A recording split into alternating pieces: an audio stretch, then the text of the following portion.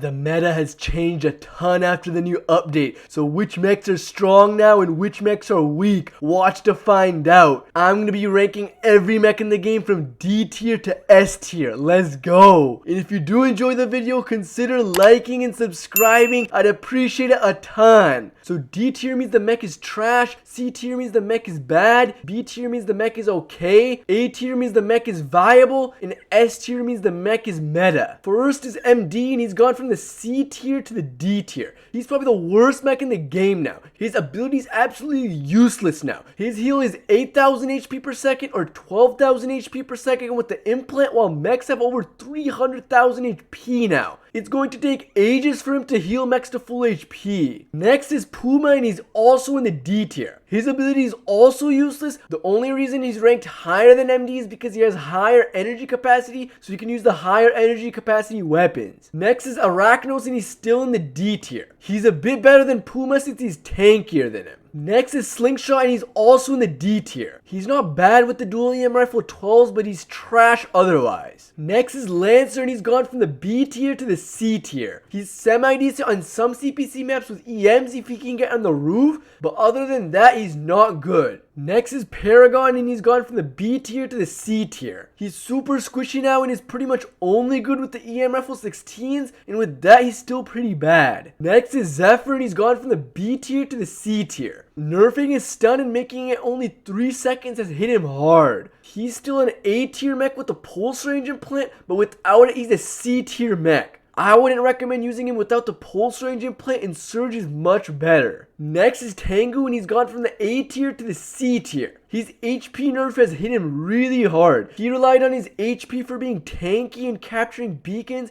but now he's super squishy and can't do it effectively. The shotgun nerf has also hit him really hard since he's really only good with that weapon. Next is Juggernaut, and he's gone from the B tier to the C tier. He is pretty bad after the HP nerf. Next is Ares, and he's gone from the B tier to the C tier. He's also pretty bad, but he's a bit better than Juggernaut since he's more tanky. Next is Shadow, and he's still in the B tier. He's an okay mech with EMs now. You can use your stealth to sneak up on enemies and blast them with the EMs. He's better than Tengu since he's much faster and has a better stealth. Next is Cheetah, and he's gone from the C tier to the B tier. Cheetah is much better after his buff, but I still don't think he's that great. He's okay with EMs, but other mechs are much better. Next is Redox, and he's gone from the C tier to the B tier. He's also much better now after his buff, but he's still not very great. The meta is long range and snipers are really good now, so close range abilities aren't as good. Next is Sentinel, and now he's a B tier mech. He's not a bad option with EMs. He can use his shield, go out, shoot the enemy, and come back when his shield gets shot down. And since he has a fast cooldown, it can be effective, but he's still not that great. Next is Orion, and he's gone from the A tier to the B tier. He's a pretty decent bastion counter now with EMs, but other than that, he's not that great. Next is Guardian, and he's gone from the A tier to the B tier. He's still an S tier mech with the system crash range implant. Guardian disc with the system crash range implant is still one of the most OP builds in the game, but without the implant, he's a B tier mech now.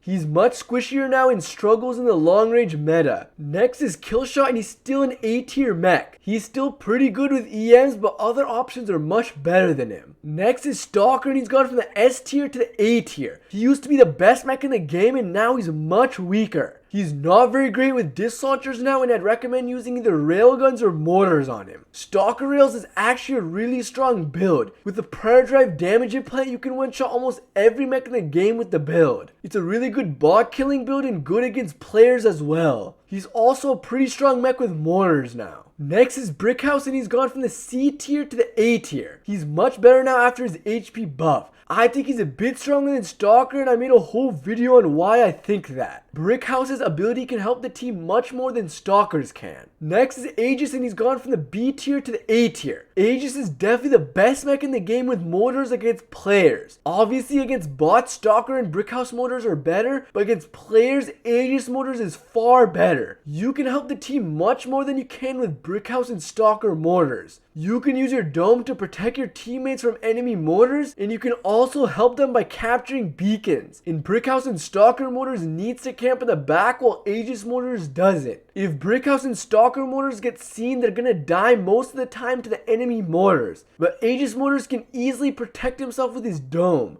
and you can play much more aggressively with Aegis mortars while you can't with stalker and brickhouse mortars. Next is Gatecrasher. Now he's an A tier mech. He's super strong now after his buff. He has 32 energy capacity, has a ton of HP, and is super fast. Gatecrasher Rails is a super strong EM counter build. Since the railguns don't have a shot delay while the EMs do, the railguns counter EMs really well. And you can use your ability to flush enemies out of cover and wreck them with the railguns. Next is Onyx, and he's also an A tier mech. Onyx is also super strong with railguns, and he's also a really good EM counter build. You can make the case for Gatecrasher being better, but I think Onyx is a bit better. Although Gatecrasher's stats are much better, Onyx's ability is much better. Gatecrasher's ability takes a long time to reach the enemy, while Onyx's is almost instant. Onyx also has a splash while Gatecrasher doesn't. Onyx's rocket with the legendary pilot has a 12-meter radius, which is almost as much as disc launchers. It's a 10.5-meter radius with the epic implant, but that's still super strong. The Onyx rocket is pretty much a disc launcher 50. The damage is more than 3 times than a disc launcher 16 shot, and the splash is almost the same. It's super easy to hit an Onyx rocket, and you can get back damage on enemies with a rocket just like you can with the disc launchers.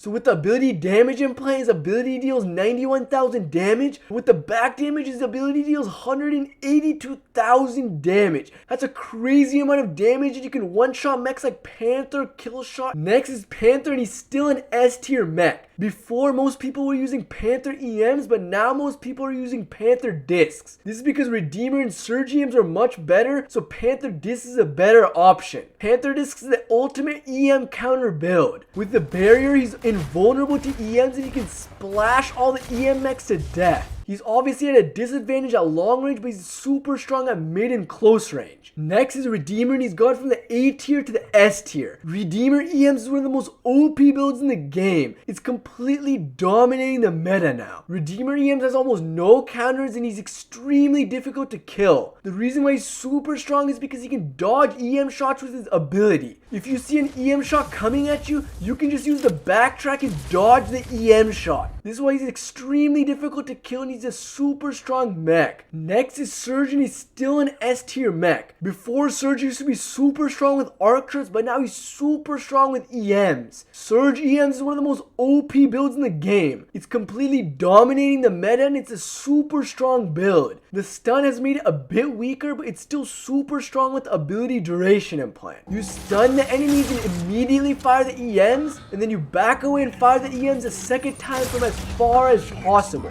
You can make the case for Redeemer being stronger, but I think Surge is a bit better. This is because Surge is good at early and mid game as well, while Redeemer is really only good at late game. Next is Bastion, and he's an S tier mech.